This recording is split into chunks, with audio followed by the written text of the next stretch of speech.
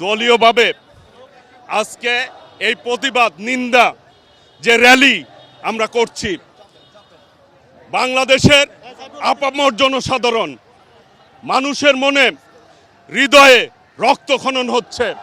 মানুষ মনে করে এই গণহত্যা বন্ধ হওয়া উচিত এবং মুসলমানদের আল আকসা হচ্ছে প্রথম কেবলা। আজকে ওই জায়গায় যে হারে মানবাধিকার লঙ্ঘন হচ্ছে, নির্বিচারে শিশু সন্তান মহিলাদেরকে হত্যা করা হচ্ছে, এই হত্যা বন্ধর দাবি জানাচ্ছে আমরা বাংলাদেশের আপামর জনগণ। শুধু মুসলমান নয়, সর্বস্তরে যারা মানবতার রাজনীতি করে, গণতন্ত্রের রাজনীতি করে, তাদের উচিত জাতিসংঘ আওয়াজ তোলা, ফিলিস্তিনির এই গণহত্যা বন্ধ করতে হবে। আমরা চাই কোনোভাবেই কাউকে কেউ হত্যা না করুক, হত্যার রাজনীতি বন্ধ হোক, গণহত্যা বন্ধ হোক।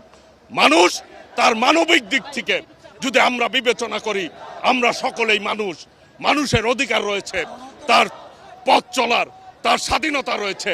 আমরা স্বাধীন চেতা হিসাবে বলতে চাই, যার যার স্বাধীনতা অনুযায়ী সে তার অধিকার ভোগ করবে।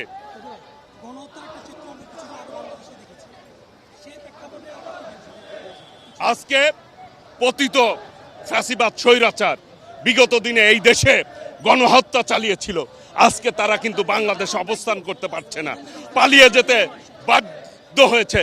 ইসরায়েল এর শিক্ষা নেওয়া উচিত যে গণহত্যা চালিয়ে মানুষকে হত্যা করে কখনোই বিজয় অর্জন করা সম্ভব না।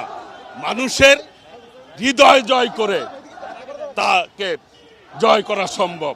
কাজেই যে যত মানবিক হবে সে তত বিজয় অর্জন করতে সক্ষম হবে।